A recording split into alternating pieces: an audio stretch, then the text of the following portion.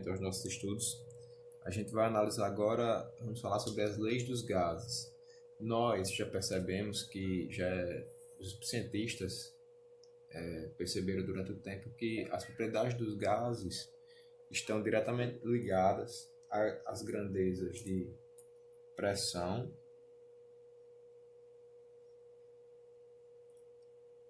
volume, temperatura,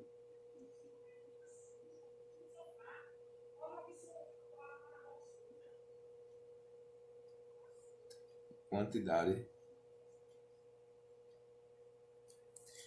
de moléculas existentes de determinado gás. A gente vai analisar aqui como essas grandezas se relacionam entre si e como a gente pode chegar numa situação em que esses gases possam ser mensurados. Para a gente mensurar isso aí, a gente pode representar isso aqui no recipiente com um pistão qualquer. A gente vai inserir aqui um gás e a gente vai alterar essas grandezas nesse corpo e vamos analisar como vai se comportar esse gás. Para a gente aumentar a pressão nesse gás,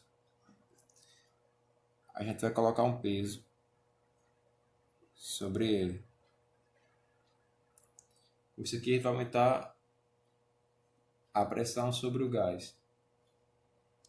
E aqui a gente já sabe como é o volume, a temperatura e a quantidade. Aumentando, colocando-se um peso aqui,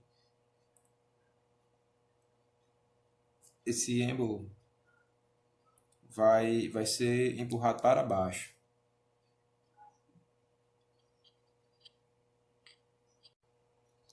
Aqui a gente já sabe que essa quantidade é a quantidade molar, quantidade de mols. E para a gente chegar no raciocínio que os cientistas tiveram, a gente vai definir uma dessas grandezas como constantes e vamos ver como as outras grandezas físicas se comportam. Vamos começar mantendo a temperatura constante e colocando um gráfico que relaciona as outras grandezas, como o volume e a pressão.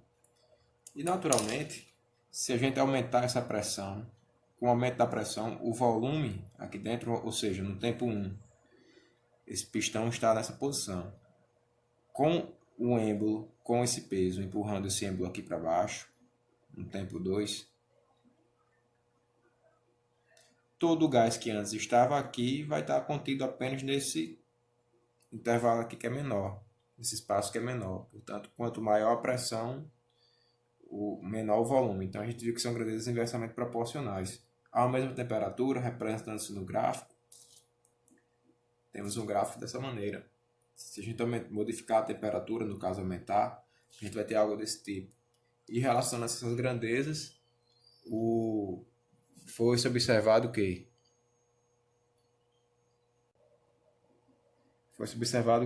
os valores de pressão e volume, pressão vezes volume, eles dão-se uma constante. E essa constante, ela é alterada em função das temperaturas que a gente chama de isotérmicas.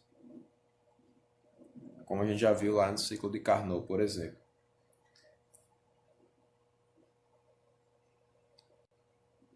Ou seja, dessa forma a gente pode perceber o seguinte, que a cada valor, se a gente fixar um valor fixo na pressão, a gente vai ter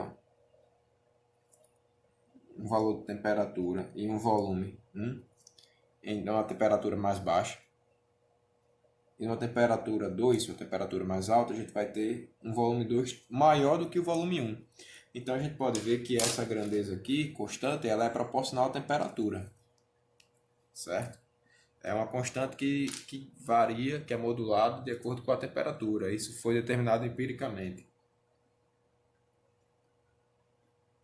Então, agora a gente vai fazer o seguinte, a gente vai começar a brincar com essas grandezas e agora a gente vai trabalhar com a quantidade de mols. A gente vai fixar o volume e a temperatura e vamos ver o seguinte, tudo isso aqui está fixo, a gente vai ver que essa constante ela depende da quantidade de gás, ou seja, a quantidade molar de gás.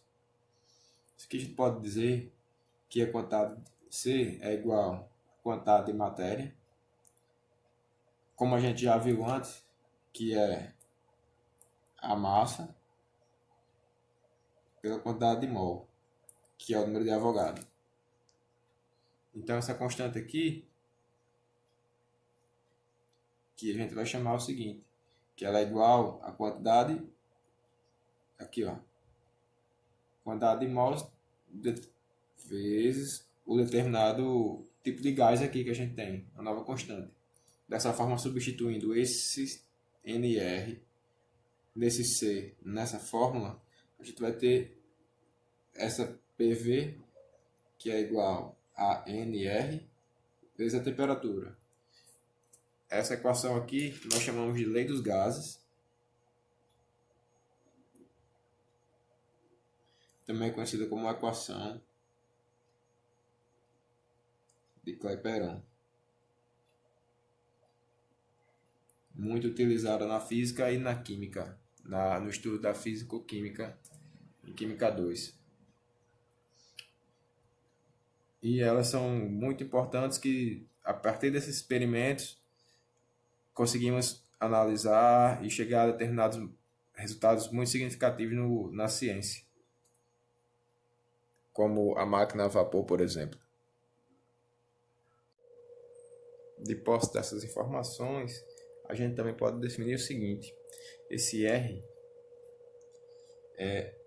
ele é uma constante, que a gente chama de constante dos gases ideais, que vale o seguinte: ele vale 8,31 joules mol por Kelvin.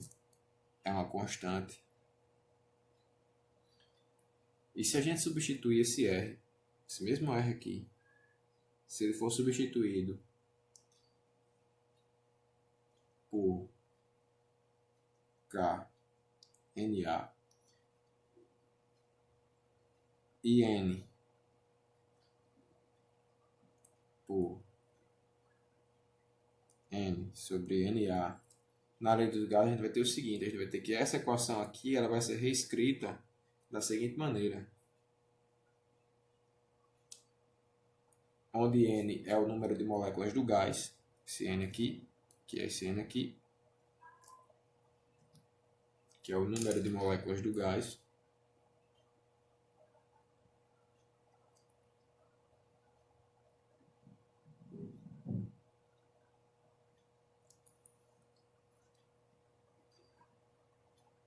que dessa forma, onde K também é uma constante, que vale 1,38 vezes 10 elevado a menos 23, que é a chamada constante de Boltzmann.